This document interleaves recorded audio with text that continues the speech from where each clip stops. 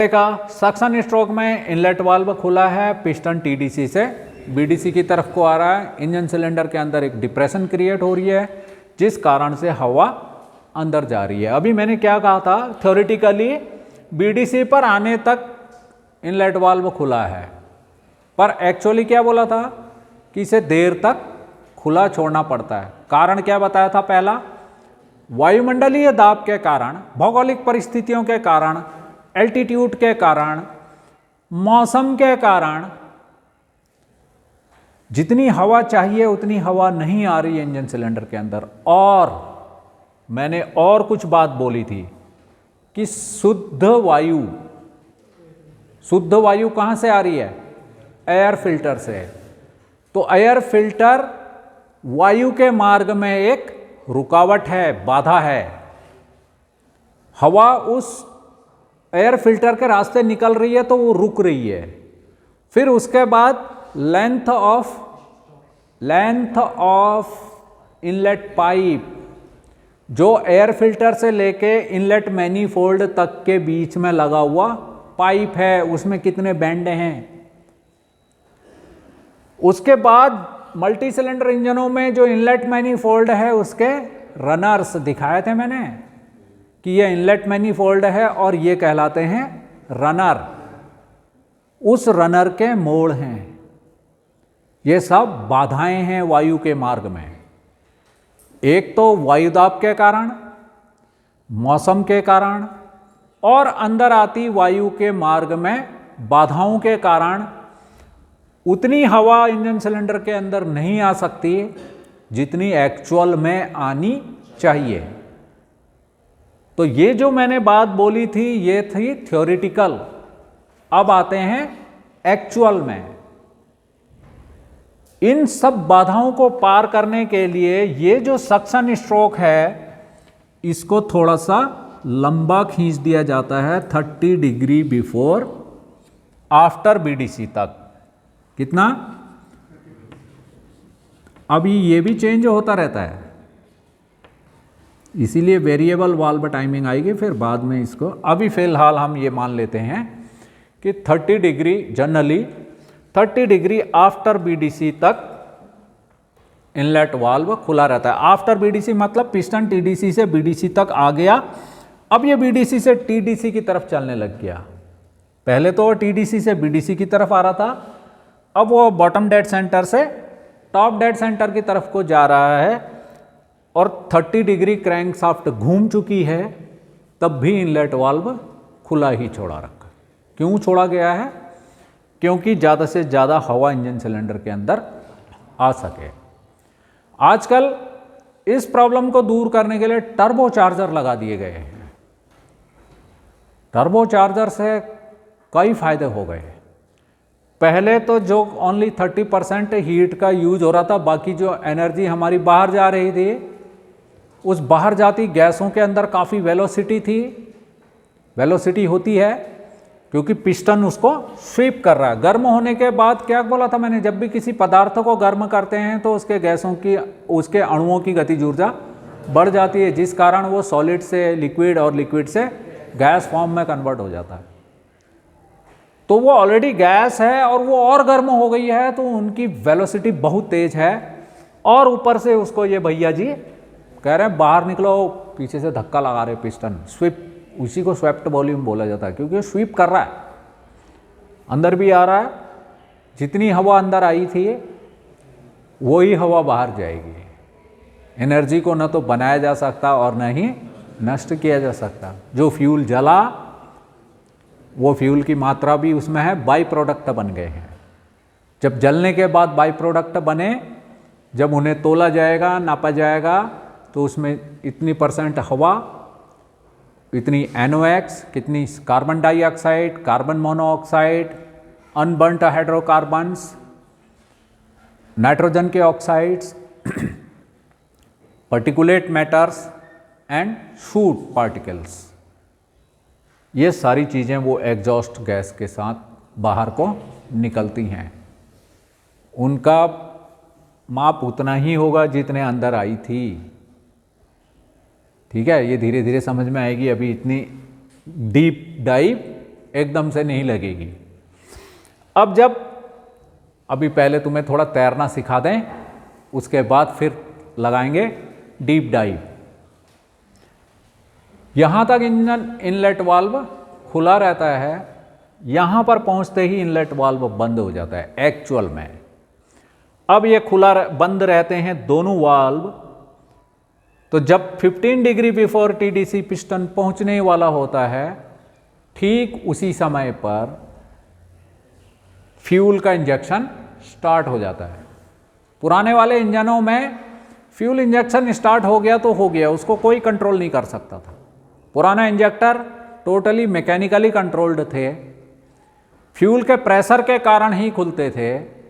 इस पर मैंने इंजेक्टर पर जब आइडेंटिफिकेशन करवाया था तुम्हें पार्ट्स का, उस पर पूरा वीडियो बनाया है। उसमें एक एक पार्ट्स खोल के दिखाए हैं कि नोजल बॉडी क्या है, कैप क्या है, वो नोजल पिन कैसे है, कैसे खुलती है, क्या होता है, कैसे उस प्रेशर के लिए ऊपर इंजेक्टर के हेड में एक हाई टेंशन स्प्रिंग होती है जो कि 160 से 170 केजी पर सेंटीमीटर स्क्वायर पर ही दबती है। और जब वो दबती है तो फ्यूल के प्रेशर के कारण वो नीडल ऊपर को उठती है और छोटे छोटे छेदों से डीजल फ्यूल इंजन सिलेंडर के अंदर स्प्रे होता है। समझ में आ रही? तो जब वो फ्यूल स्प्रे हो रहा है तो उसको जलने में थोड़ा सा समय लगेगा। अभी तुम्हें माचिस की तीली जला के दिखाई थी, उसे जलने में जो समय लग रहा है, जब तक वो पिस्टन टीडीसी तक आ रहा है तब तक वो फ्यूल पूरी तरह से जल जा रहा है। Theoretically not actually. जलने के बाद जब गैसों के आयतन में वृद्धि हो रही है, उसके कारण सिलेंडर के अंदर प्रेशर बढ़ जा रहा है। और जब वो फ्यूल जल रहा है तो डीजल इंजन में उस समय ज्वलन तापमान होता है 1800 से 2400 डिग्री सेंटीग्रेड। 1800 डिग्री से 2400 डिग्री सेंटीग्रेड। और जो प्रेशर पड़ रहा है वह लगभग होता है 60 बार का। ये अलग अलग है, ये it's depend upon engine size, bore dia, length of stroke and many more. तो इतनी ज़्यादा दबाव के कारण पिस्टन पर एक दबाव पड़ता है नीचे को, जो तेजी से पिस्टन को नीचे की तरफ धकेल लेता है। और वो जो ऊर्जा प्राप्त है वह ऊर्जा इस फ्लाईव्हील में जाकर संग्रहित हो जाती है। इसके पीछे रियर एंड में लगा हुआ है फ्लाईव्हील। उस फ्लाईव्हील के साथ ही क्लच प्लेट लगा के, क्लच के साथ अन्य क्लच कंपोनेंट्स लगा के फिर उसको गियर को ट्रांसमिट कर सकते हैं, या इसी फ्लाईव्हील के साथ एक कपलिंग लगा के किसी मोटर को जनरेटर को चला सकते हैं, जिसके द्वारा हम विद्युत भी उत्पादन कर सकते हैं। इसके साथ कोई पंप लगा के हम पानी भी खींच सकते हैं। सिंगल सिलेंडर इंजनों से वो ट्यूबवेल्स में लगे हुए हैं, देखा ट्यूबवेल को चलते हुए कैसे चल रहा है वो पावर ट्रांसमिशन इसी तरह से हो रहा है, इसी तरह से उससे मैकेनिकल कार्य किया जा रहा है। पर ऑटोमोबाइल में फ्लाईव्हील के साथ क्लच प्लेट, प्रेशर प्लेट और उस क्लच को अप डाउन करने के लिए और plus different types of gear ratio प्राप्त करने के लिए, अलग अलग टॉर्क प्राप्त करने के लिए फिर पीछे गियर बॉक्स लगा दिया जाता है और वो ऊर्जा को हम प्रयोग कर लेते हैं, उसे ऑटोमोबाइल को चलाने लगते हैं, जिसका प्रयोग फिर यात्रियों या सामान को सुरक्षित एक स्थान से दूसरे स्थान पर ले जाने के लिए किया जाता है। तो वो जो ऊर्जा फ्लाईव्हील में आई है वो कुछ ऊर्जा वापस इस क्रैंकशाफ्ट को दे रहा है, क्योंकि पावर स्ट्रोक में बस एक ही ऊर्जा मिली है, एक ही स्ट्रोक में पावर मिली है, और उसके बाद एग्जॉस्ट स्ट्रोक के लिए दे दिया, फिर सक्शन के लिए और कंप्रेशन के लिए। तो एग्जॉस्ट,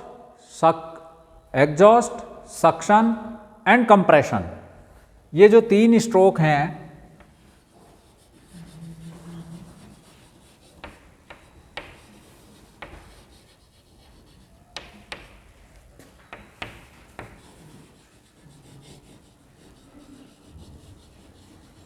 ये कहलाते हैं आइडल स्ट्रोक। क्या कहलाते हैं?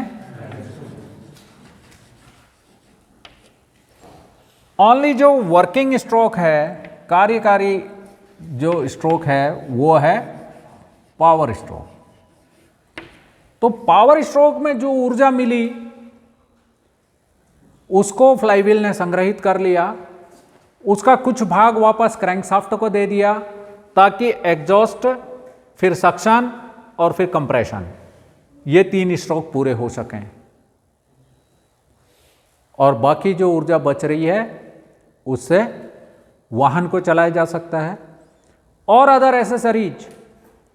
क्रैंकशाफ्ट के फ्रंट एंड से अल्टरनेटर को ड्राइव दी जाती है, उससे फिर एसी के कंप्रेसर को चलाया जाता है, वाटर पंप को चलाया जाता है। बहुत सारी इंजन के द्वारा उत्पादित ऊर्जा यूं ही व्यर्थ चली जाती है, व्यर्थ नहीं जा रही है वो, उससे अदर एसेसरीज को चलाया जा रहा है।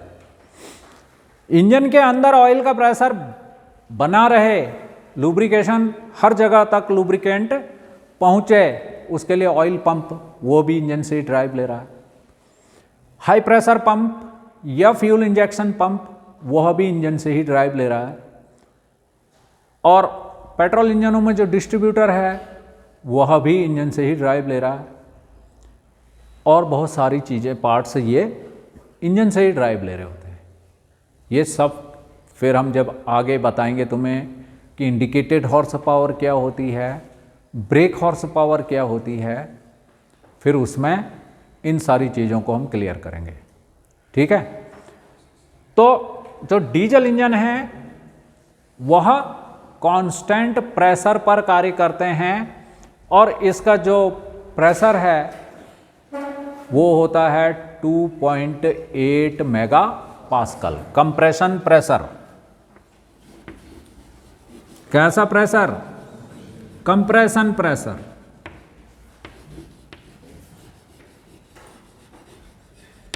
कंप्रेशन प्रेशर है 2.8 मेगा पास्कल,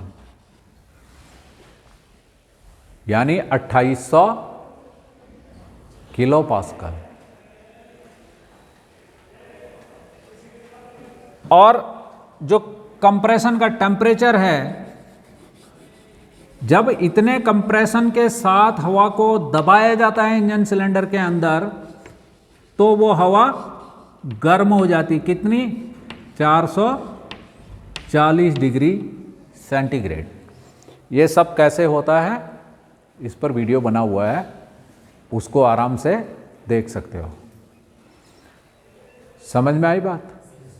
जब ये फ्यूल जलता है, जलने के बाद जो कंबशन टेम्परेचर होता है वो होता है 1800 से 2400 डिग्री सेंटीग्रेड।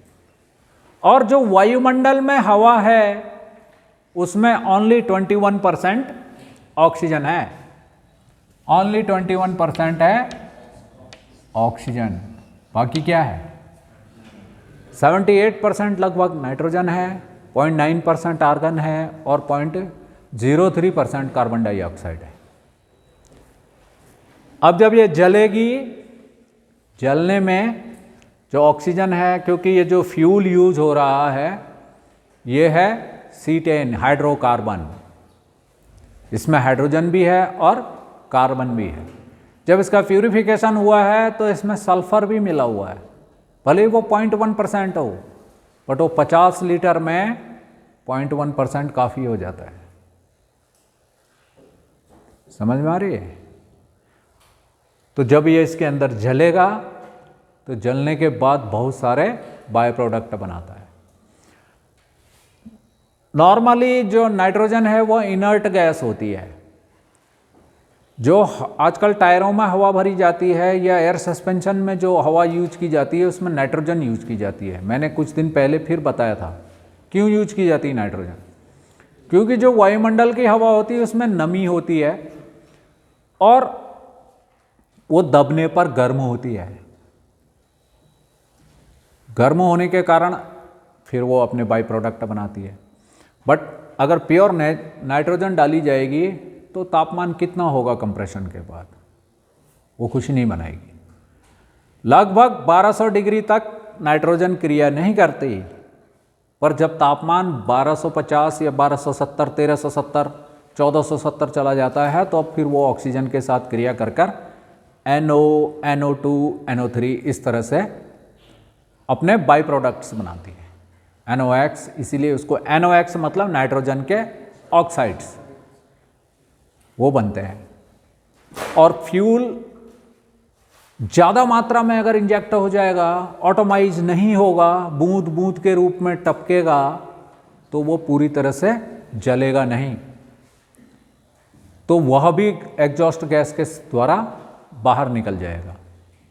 और बाहर निकल के कहाँ जाएगा? वायुमंडल में। वो जीव जंतुओं, पेड़ पौधों और मनुष्यों के स्वास्थ्य के लिए हानिकारक होता है। इसलिए आजकल के जो आधुनिक वाहन हैं उसमें हाई प्रेशर सिस्टम यूज किया जाता है। क्या? High pressure system. किसका हाई प्रेशर? फ्यूल का। फ्यूल को जितना प्रेशराइज्ड करेंगे उतना ही वो महीन कणों में टूट जाएगा। जितना हम कंप्रेस उसको फ्यूल को प्रेस करते हैं, प्रेशर बढ़ाते रहते हैं, तो उस कारण से वो जब इंजेक्टर से निकलता है तो काफ़ी महीन महीन कणों में टूट जाता है। इसका फ़ायदा ये होता है कि अर्ध जले हाइड्रोकार्बन वायुमंडल में विक्षेपित नहीं हो पाते। और आजकल के जो इंजन हैं, चाहे वो CRDI हैं, कॉमन रेल डायरेक्ट इंजेक्शन, इनमें जो इंजेक्टर, फ्यूल इंजेक्टर यूज हुए हैं वो सोलेनॉइड टाइप के या पीजो इलेक्ट्रिक टाइप के होते हैं। सोलेनॉइड टाइप या पीजो इलेक्ट्रिक टाइप। तो सोलेनॉइड वाल्व को, सोलेनॉइड क्या है? सोलेनॉइड एक दीर्घ वृत्ताकार टर्नों वाली कॉइल है, उसके बीच में एक स्पिंडल लगाते हैं।